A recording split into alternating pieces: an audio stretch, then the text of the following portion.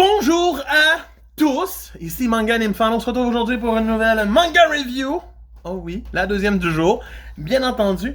Aujourd'hui, on prend ce calme, on commente, on s'abonne puis on met un pouce bleu. Parce que je vous parle d'une chose très calme qui est le tome 5 de Valkyrie Apocalypse. Oh que oui, publié par Kion Édition. Valkyrie Apocalypse. Continue.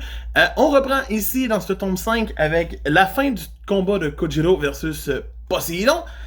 C'était la fin que j'avais prédit après avoir lu le tome 4. J'ai été vaguement déçu. Pour moi, c'est le combat qui montre pas les valeurs pleines de Poséidon. Je suis quand même t'es le 2 des océans. Même pas utiliser l'eau à ton avantage. T'as rien fait. C'est comme se dire... Je suis le maître des ombres, mais je n'utiliserai pas d'ombre. Why? Donc, mais tu sais, on a des planches vachement sympathiques encore.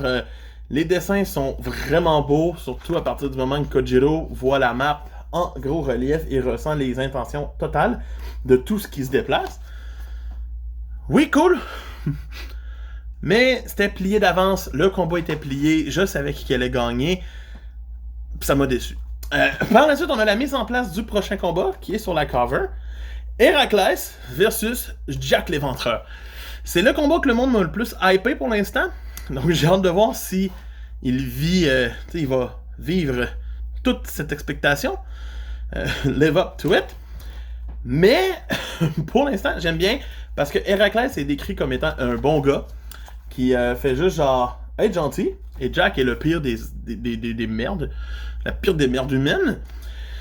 Et ils se battent dans la Cité de Londres du 19e siècle. Je trouve que c'est vraiment un changement de pace et un changement de style. J'ai vraiment hâte de voir ce que ça va nous donner parce qu'on a à peine le début du combat, qui est quand même très intéressant. Où Jack va utiliser plusieurs ruses pour mettre à défaut Héraclès. Mais il me manque encore un petit quelque chose pour l'instant. J'ai hâte de voir. Là. Si le monde me l'a hypé, c'est qu'il y a quelque chose à hyper. Vivement que je lise le tome 6, j'en suis sûr. Pour l'instant, le tome 5 est une mise en place sympathique, mais sans plus. Et c'est un 6.5 sur 10. C'est Morgan Van qui vous dit, hey, à demain. Bye!